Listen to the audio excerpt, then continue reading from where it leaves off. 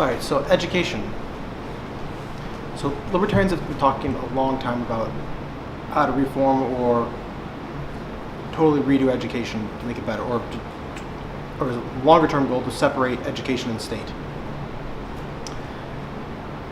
But there's a problem with that. Almost every state constitution, possibly all of them, explicitly says that all education must be free for children, usually up until adulthood. So that means essentially you have K through 12 is guaranteed to be free. So what can we do to move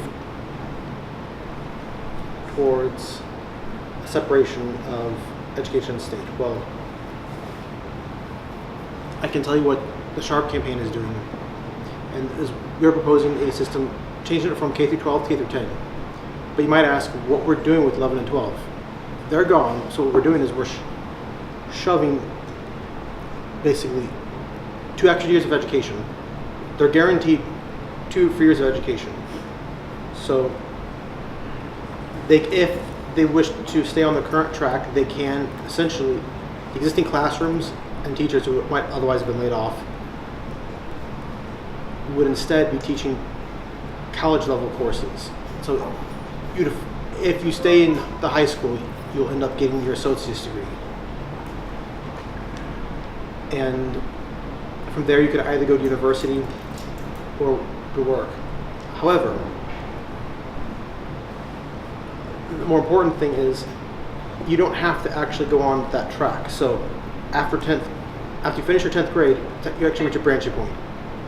Anyone can take their GED at any time, and if they pass it, or regardless of whether they pass it, they can take the money that would have been spent on them and go elsewhere.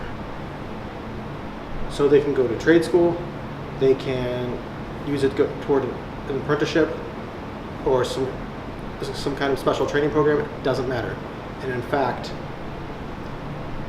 they don't have to use it all. They can go straight into the workforce, in which case that money is deferred and they can spend it later. So what effect does this have?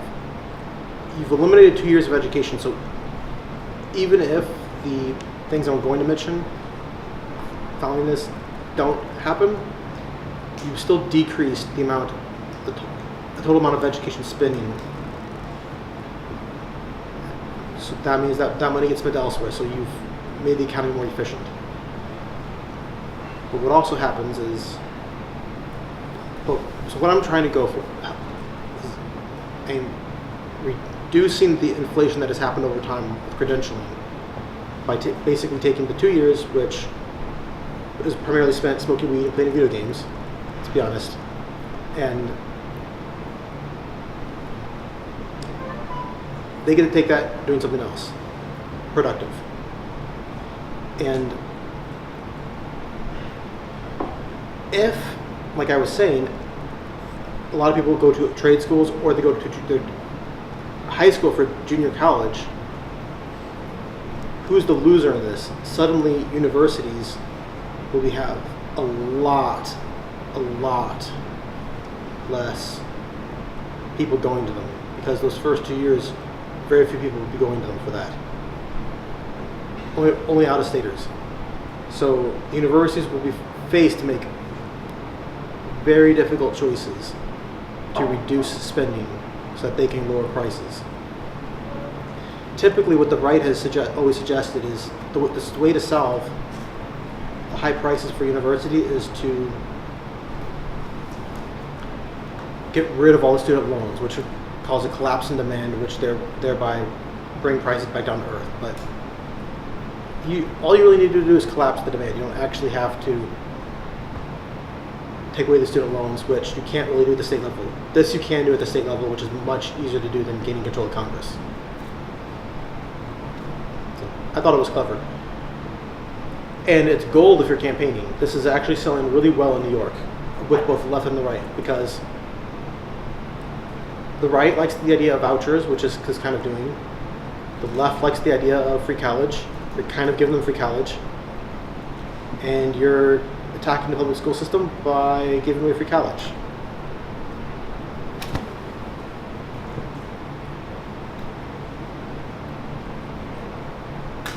Does anyone have any questions? What do you have against smoking weed and playing video games? Nothing really, but so it's what Larry Sharp says when he's talking to like upstate New York, which is kind of a red area. I got a question. You said that by decreasing the demand for college, it would decrease the price. Decrease the demand for universities. Yeah. Yes. Specifically. But seeing as how universities right now are generally paid for with loans that nobody's really paying off in the first place, what prevents them from going in the reverse direction, saying we're going to make up all this lost revenue by increasing the price for the people that are coming? So they could certainly try. The problem is that they're losing 2 entire years worth of like basically they'll be losing. Like, probably not totally. I understand that part of the scenario.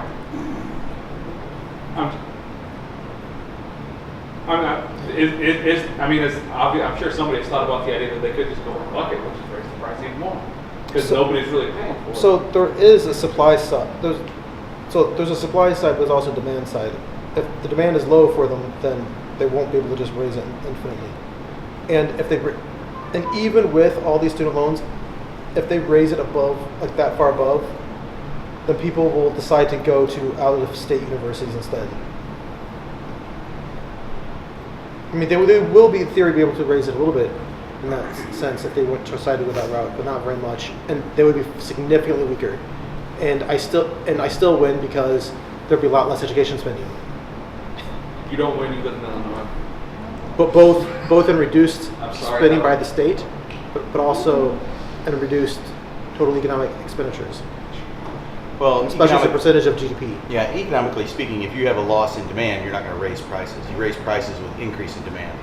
So as demand lowers, price lowers. You got to find it'll re-equalize. There's something to be said too if you eliminate a lot of the Department of Education loans that are put out basically with no requirements, credit rating, and a guarantee at a certain rate. If you eliminate those that then go to college are going to have to actually go through a credit system. They're going to actually have to have Visa credit. They're going to have a plan. They're going to have to be able to be a more reputable leasee, if you would, taking that money. The colleges would then see that because of the fact that there is now a higher burden for people to actually get these loans, which means there's going to be a better payment integrity on those. More payment coming into colleges means that it's a better bet for them to bring them in. That could actually lower some of the tuition costs right there because there's going to be more of a return on the payment under that system than there currently is under the Department of Education with the loan system they have. So if you link the loan to whatever major you're going into, what the expected earnings are, and that will determine how much you're going to get. So okay. You're not going to get an $80,000 loan to go via high school. Right. So there's something in the education system which I didn't mention that I'm attacking with this policy, and it's called signaling. Most of education when it comes to universities is based on signaling. So this is not true for every profession, but it's true for most. Where basically it's not so much job training that you're getting, you're actually getting stamps on your forehead, or stickers on your forehead that say, I have certain traits. Like, I'm good at conforming, I'm good at following instructions, I'm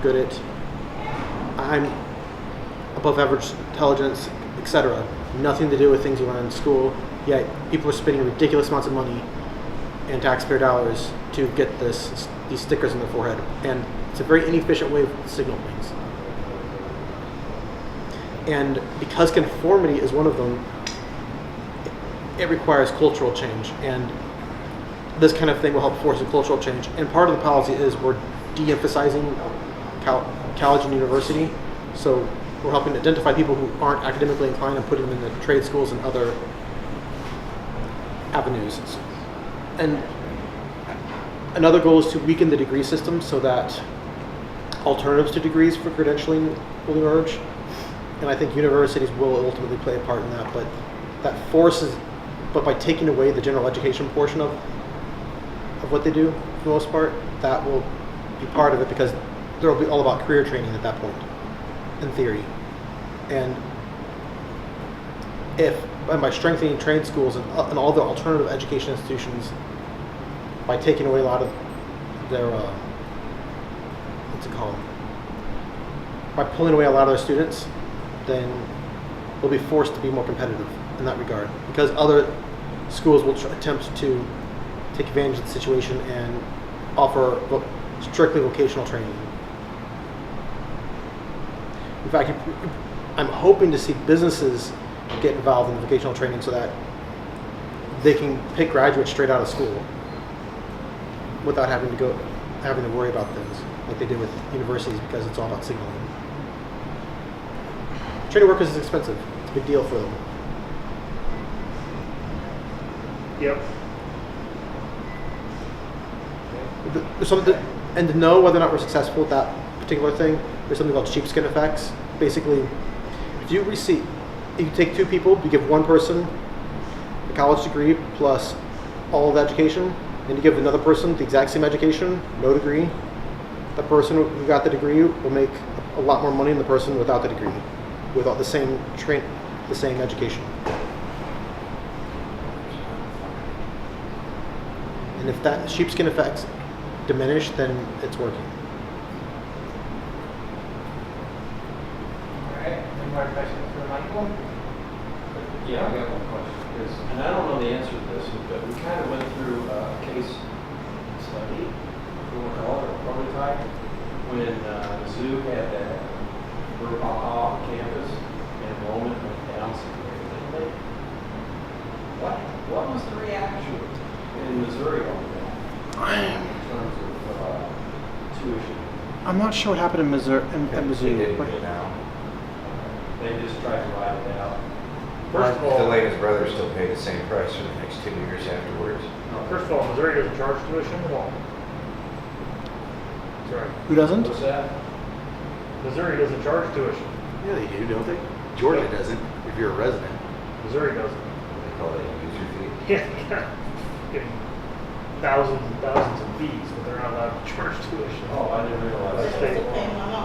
I was gonna say, the only Yeah, state, high Georgia, fee, sidewalk fee. Georgia does a air thing to where you conditioning. can go to any state school in Georgia if you're a resident and you have like a 3.0 GPA, you can go in-state for free. Hmm. That's So- the only one I really know that does something Yeah. like that. And the theory behind this is, you're diminishing the amount of total education Education policy is taking required by Southwestern going getting rid of California. I went there for 60 the superfluous stuff. I mean, because people are still getting properly educated because they're going on to college and stuff. But What if you homeschool, You're can also- you just get the full 200 Gs? what? What if you homeschool? They'll You'll still pay property taxes. Would you So have that appreciates your a system to where Well, you could New just York cash out? is a blue state. We're staying away from that right now. So if we say one Gotcha. Paul Get that kind of Griffin thing. on camera, do we get endorsement? affiliation fees. I think that stage is not. Thank you, Michael.